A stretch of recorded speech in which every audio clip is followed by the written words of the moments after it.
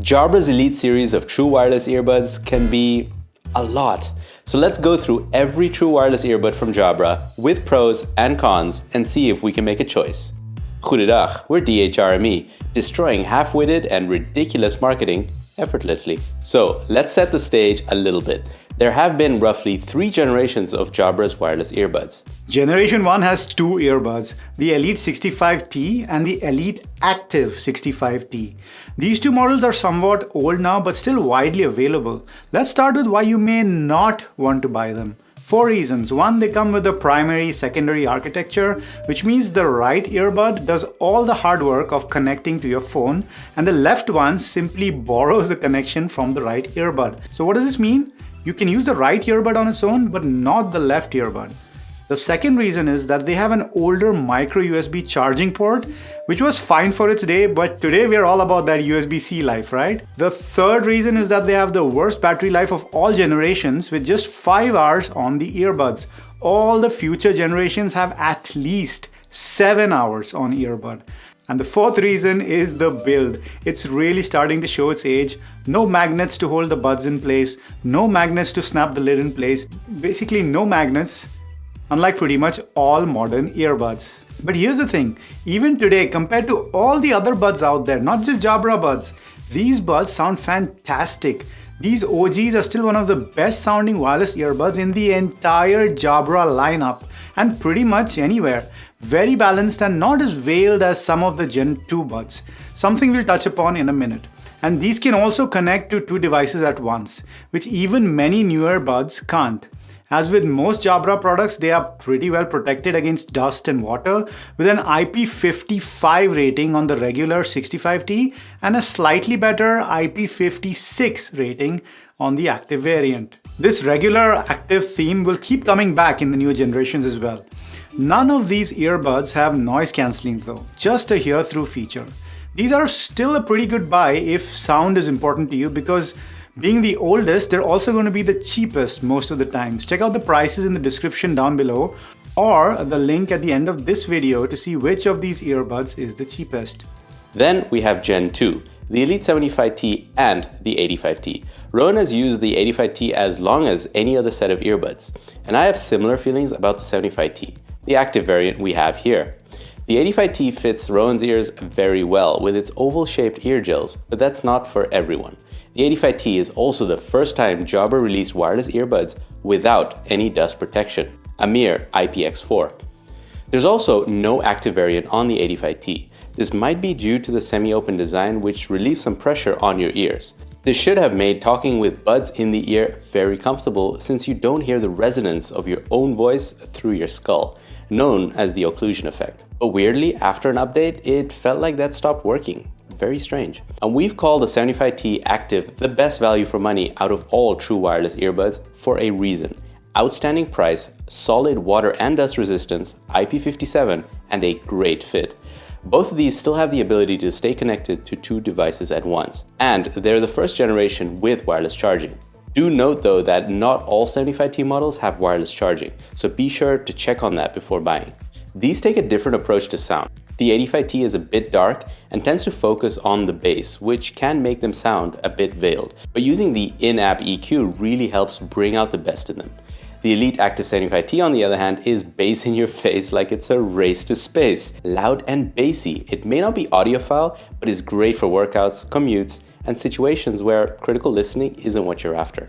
The third generation of the Jabra family is a bit more confusing, especially since they now have a new naming convention. There's an Elite 2, then the next cheapest Elite 3, and Elite 4 Active, no regular Elite 4, and the higher end Elite 7 Active, and the top of the line Elite 7 Pro. The differences between the models are a bit bigger now. Wireless charging, dual device, and even the in-ear sensors are reserved for the 7 series only, not the 3 or the 4 Active. Starting at the bottom, the Elite 3 is the cheapest, but don't let that fool you. They still pack a punch in terms of sound.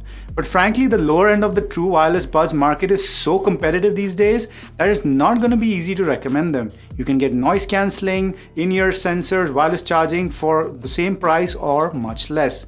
But they do what they say well. They sound pretty good on the bassy side of things, but of all the things Jabra did skimp on, sound isn't one of them. It's also worth noting that the Elite 3 doesn't do ANC. It also didn't have custom EQ at launch, but Jabra's added that with a software update later. In terms of sound, this generation goes back to the OG sound signature, much more balanced like the 65Ts. Gone is the darkness of the Elite 85T, and what you get with the Elite 7 Pro is a much more complete, detailed and lush sound. Our favorite sounding Jabra buds by far. The 7 Active is also okay, but sounds a little less detailed to my ears and have slightly downgraded mics. Funnily enough, the 7 Pro and the 7 Active have the exact same IP rating, IP57. So I'd say unless the price difference here is huge, just skip the 7 Active and go for the 7 Pro. The Elite 4 Active live in a very good place price-wise, but they have one big flaw in our view. All Jabra buds use buttons which we like. You have all the controls on your fingertips without taking your phone out of your pocket. And you can use them with gloves on, something we need quite often here in the Netherlands when it starts getting cold. But the Elite 4 Active, at least the unit we have here, has very hard to press buttons, and given the buttons are located at the end of your lug holes, you're gonna feel every press. This is not the case for any of the other Jabra buds, so it makes us think something went very wrong here. Also, their ANC is okay, but it's more of an extra rather than a central reason to buy these. You get the special active grippy texture from Jabra and an excellent IP57 rating, but as we said, almost every other Jabra earbud has good IP ratings. So the Elite 4 Active isn't a recommendation from us. Now, those were the earbuds at a glance, but you'll notice we didn't mention a few things. First, the app. All these earbuds are compatible with the Jabra Sound Plus app.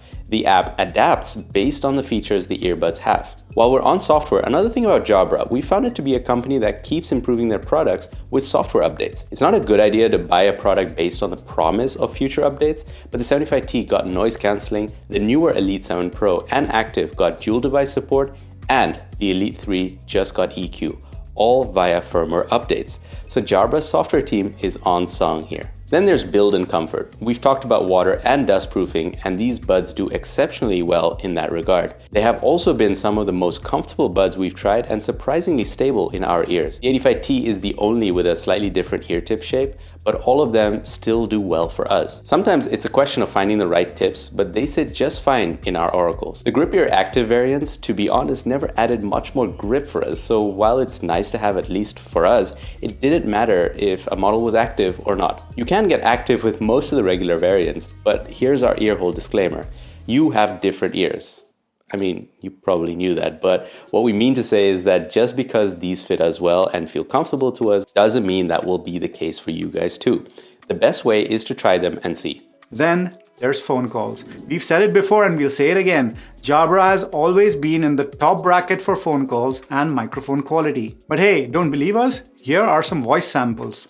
Let us know what you think. Use the chapters down below to skip the tests if you don't want to hear us talking about popsicles, icicles and testing. Jabra Elite Active 65T quiet conditions.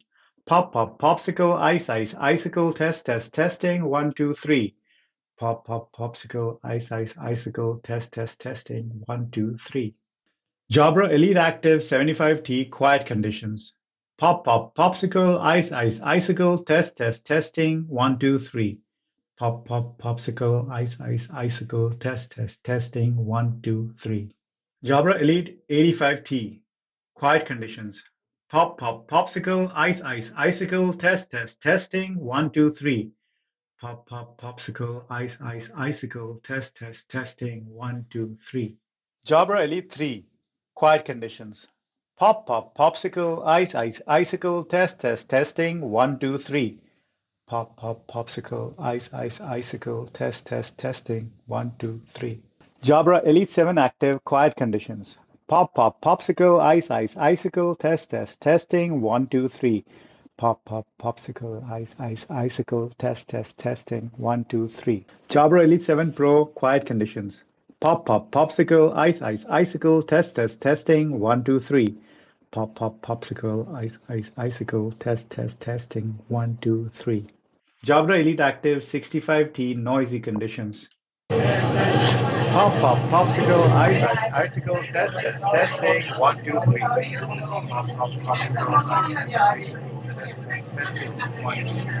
Jabra Elite Active 75T noisy conditions. Popsicle, icicle, testing, 1, 2, 3.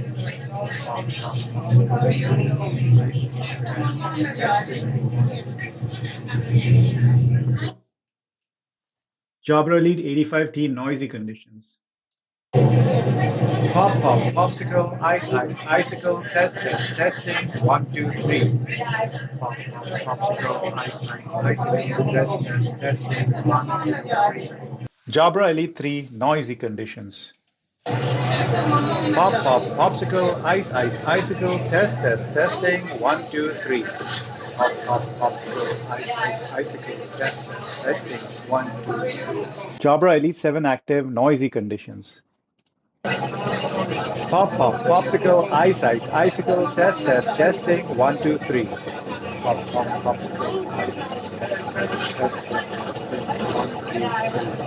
Jabra Elite 7 Pro noisy conditions. Popsicle, icicle, testing, 1, 2, 3. Popsicle, icicle, testing, 1, 2, 3. Jabra Elite Active 65T windy conditions. Popsicle, icicle, testing, 1, 2, 3. Popsicle, icicle, testing, 1, 2, 3. Jabra Elite Active 75T windy conditions. Popsicle, icicle, testing, 1, 2, 3. Popsicle,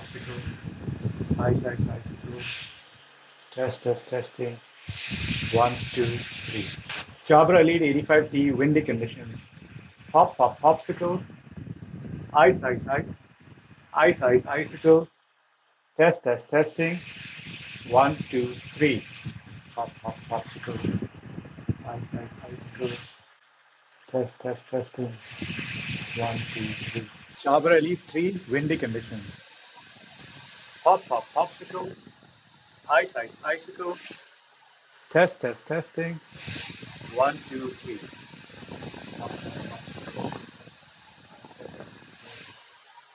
Testing. Jabra Elite 4 active windy conditions. Popsicle, icicle, testing, 1, 2, 3. Popsicle, icicle, testing, 1, 2, 3. Jabra Elite 7 active windy conditions. Popsicle, icicle, testing, 1, 2, 3. Popsicle, icicle, testing, 1, 2, 3. Jabra Elite 7 Pro windy conditions. Popsicle, icicle, testing, 1, 2, 3. Popsicle, icicle, testing, 1, 2, 3. Most of these earbuds come with the ability to mute the call and change volume on the buds. They also have extra settings in the app, like letting you adjust how much of your own voice you can hear.